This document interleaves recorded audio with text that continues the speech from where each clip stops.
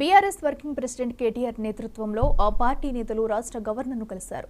నిరుద్యోగులపై కేసులు, party ఫిరాయింపులు, BRS ఎమ్మెల్యేలకు protocol ఉల్లంఘన వంటి విషయాలపై వారు గవర్నర్కు ఫిర్యాదు చేశారు. ఈ సందర్భంగా కేటీఆర్ మాట్లాడుతూ తమ ఫిర్యాదుకు గవర్నర్ సానుకూలంగా స్పందించారని చెప్పారు.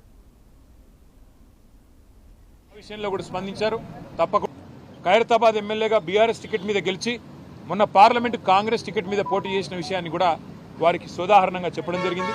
గవర్నర్ గారు ఆ విషయంలో కూడా స్పందించారు.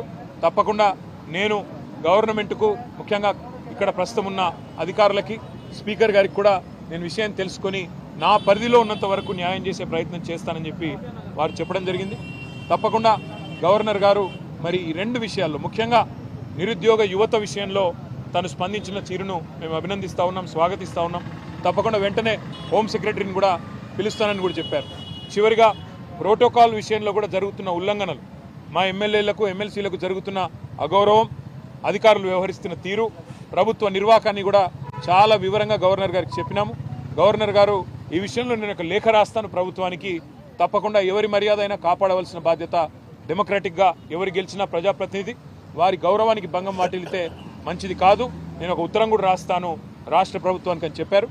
దానికి కూడా వారికి అభినందనలు తెలియజేస్తూ, భవిష్యత్తులో ఇలాంటి ఏ సమస్య వచ్చినా తప్పకుండా మీరు నా దగ్గరికి రండి, నాకు అన్ని విషయాలు కూడా మీరు చెప్పండి అని చెప్పి కూడా గవర్నర్ గారు చెప్పారు.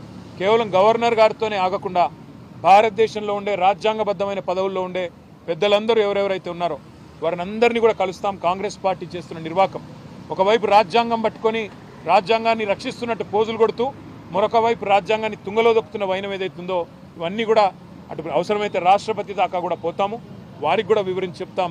ముఖ్యంగా తెలంగాణ యువతకి మీ అందరికీ ఇచ్చే మాట, కాంగ్రెస్ ఇచ్చిన ప్రతి హామీ నిలబెట్టుకునేదాకా, పోస్టులు పెంచేదాకా, మీకు న్యాయం జరిగేదాకా మీ తరపున ప్రధాన ప్రతిపక్షంగా భారత రాష్ట్రంకి ఉంటుంది. కేసీఆర్ గారు ఉంటారు. తప్పకుండా మీ తరపున మీ హక్కుల కోసం మేము పోరాడతామని చెప్పి కూడా తెలియజేస్తూ, మీడియా కూడా ఇంత వర్షంలో ఇక్కడ వచ్చి కొంత ఇబ్బందులు పడుతూ కూడా అసౌకర్యం కలిగిన తప్పకుండా ఆలోచన చేస్తూ ఉన్నాము.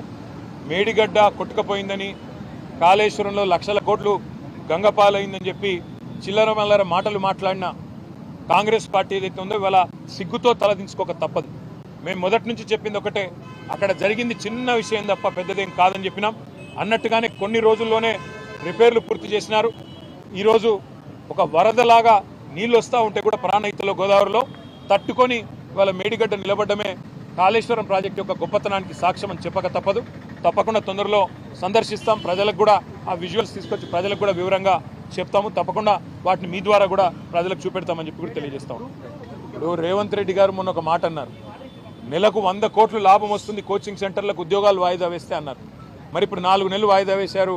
మరి 400 కోట్లు ఆయన చెప్పిన ప్రకారం 400 కోట్లు మరి లాభం వచ్చింది అనుకుందాం. మరి అందులో ఏమైనా వాటాలు